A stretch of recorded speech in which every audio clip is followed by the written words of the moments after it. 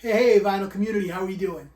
I wanted to have my go at the 2025 vinyl tag.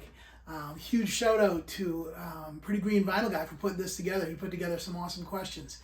I'm really excited to have a go at it. And I'm really enjoying watching everyone else's.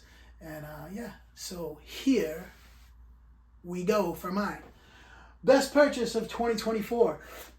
Earlier this year at a flea market, one of the vendors had a little crate of records, and in there was this 1967 UK mono Sgt. Pepper's for $25, and it's in really great shape.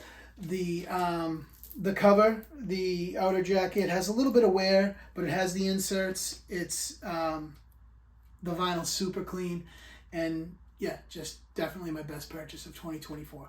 Not always easy to find the UK pressings, as we know. All right, an awesome album from 1974 in your collection. Lots of different ways I could have went with this, but I tried to go a little outside the box for this because some of my other ones are kind of inside the box for me. So I went a little outside the box. 1974, Phoebe Snow, self-titled. If you guys don't know Phoebe Snow, she has one of the most beautiful, unique voices you could possibly imagine. Her music is fantastic. She's just an incredible musician, vocalist. She's passed away now, unfortunately, but this pressing in particular, I believe this is the first pressing, and it sounds amazing. Cheap record. You can get it probably for like 5, 10, maybe $15 at most, probably on Discogs. It sounds great. Her voice is incredible. Definitely recommend picking this up if you don't already know it. Great record to have in the collection. Sounds great too. Okay, a genre-defining album. This one came to me immediately. I'm a guitar player, and Jeff Beck, Blow by Blow. Fusion, rock fusion. This is the granddaddy of them. This is the start of it. Jeff Beck was, unfortunately, saying was. I love Jeff Beck so much. He's someone I miss. The most unique guitar player of all time. There's no one like him. You know it's him when you hear him.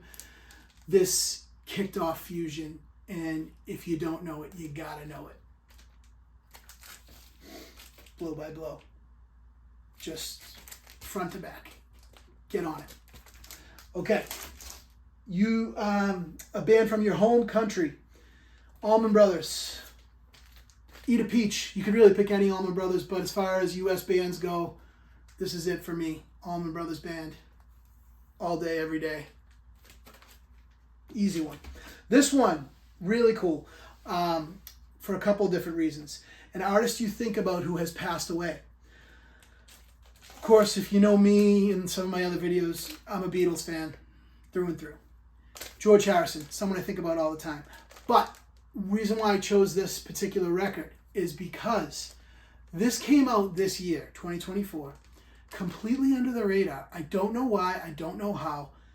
It's pressed from the analog tapes, the original analog tapes, mastered by Bernie Grundman. Cloud 9 is one of my favorite George Harrison albums. Top to bottom, it's fantastic.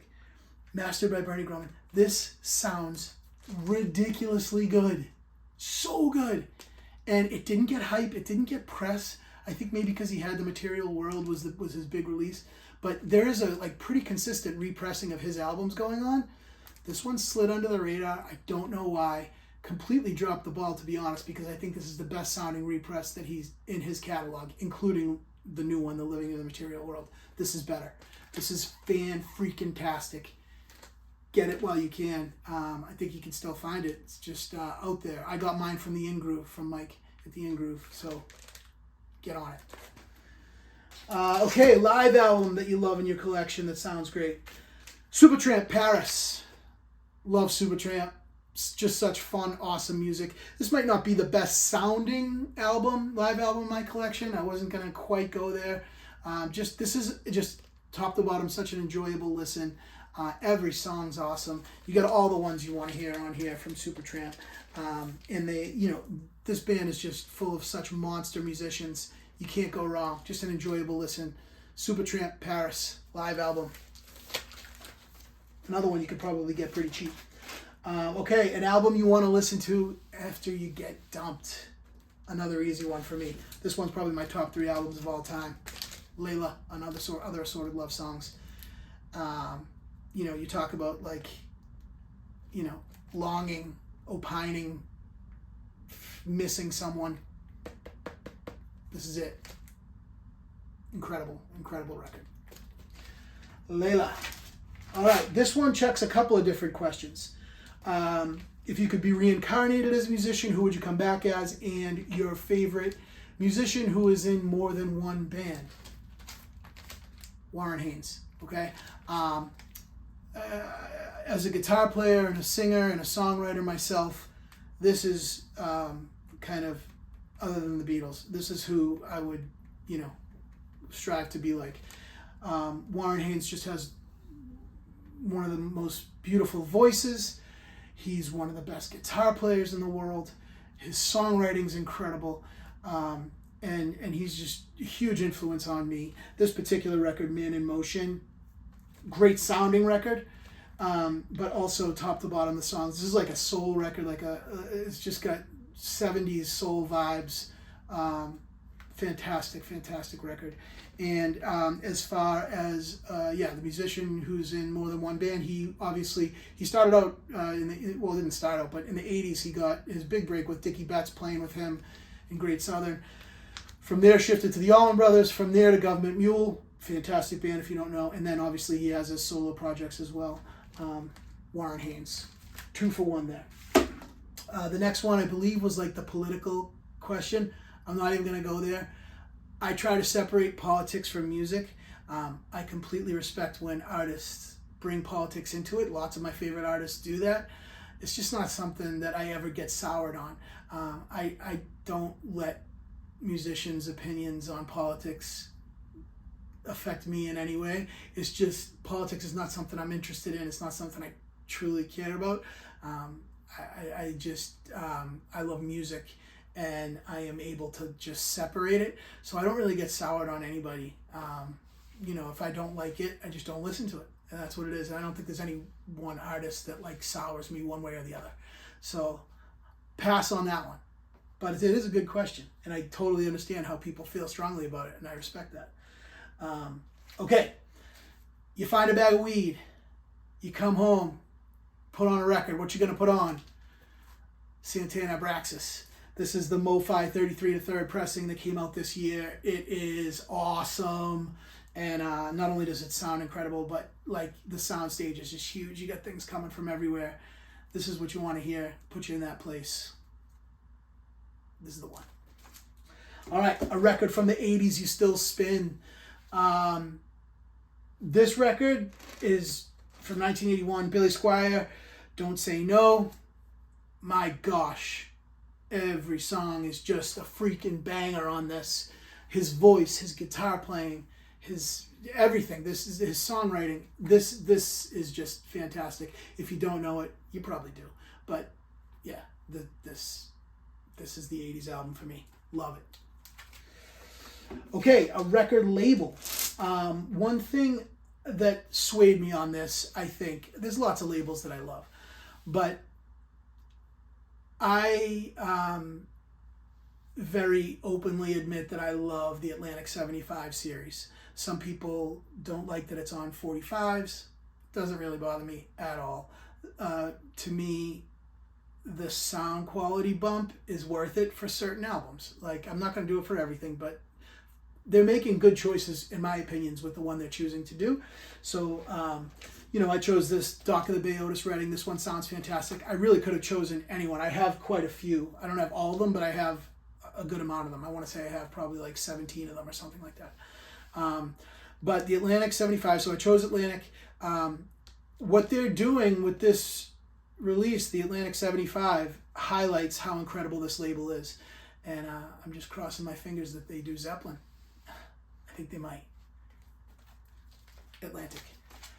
All right. That reminds me, I forgot to do this one earlier. Best sounding album you have with, best drum sound on an album. Could have gone a lot of different ways, but I mean, ultimately, this, if you know, you know, this sounds so good. You can still get this. Steely Dan Asia, the UHQR.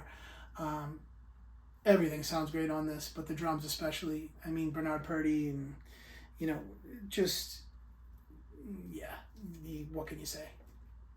Steely Dan Asia, UHQR, drums, yeah. Can't go wrong with that. Best 3 singles from a band, Ron. I mean, you know I'm going to say the Beatles. And while the 1964 U.S. thing is hot on everyone's mind, I'm just going to pick 3 from 1964. Let's go. I Want to Hold Your Hand, She Loves You, Can't Buy Me Love. Boom. You literally could pick any 3 singles in a row from the Beatles, and they'd be better than any other band's 3 singles in history. So, I don't know. Just can't not do it. The other, let's see, next. Let's just do a few Beatles right in a row. Let's just get them over and done with. Best 3 lines, lyrics from any song. In My Life, off of Rubber Soul. Again, pick any 3 lyrics from In My Life, and you will have written one of the greatest songs in history. And that's exactly what In My Life is. It's just one of the most beautiful, touching songs. And that's it for me. Also, Beatles and Stones. Come on. Really? Really? Come on. I love the Stones. Come on. Okay. Record store day purchase that you still listen to and love.